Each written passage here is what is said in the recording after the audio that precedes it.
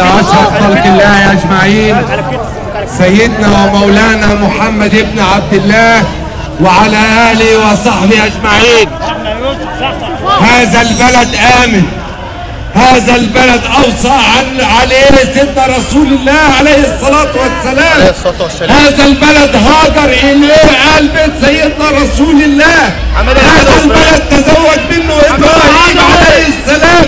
هذا البلد عرقه طيب، هذا البلد طيب بمسلميه بمسيحيه بكل مصريين. هذا البلد طيب يا شعب مصر.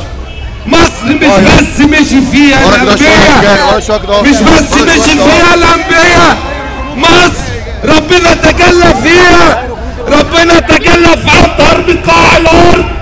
ربنا بيحب البلد دي، ربنا هو اللي مكر بيهم، اداهم السلطان وقالوا قل اللهم مالك الملك تؤتي الملك من تشاء، ولكن لما انتزع منه للملك سابوا الآية وقالوا السيسي ما فيش حد بيشيل ملك حد الا صاحب الملك. وقل اللهم مالك الملك تؤتي الملك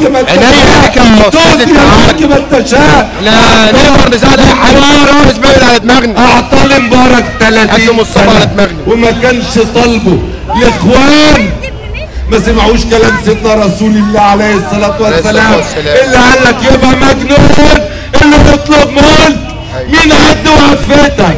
طلبوه 80 سنة، اداها لهم سنة وفضحهم مش بالسيسي بأفعالهم بكذبهم.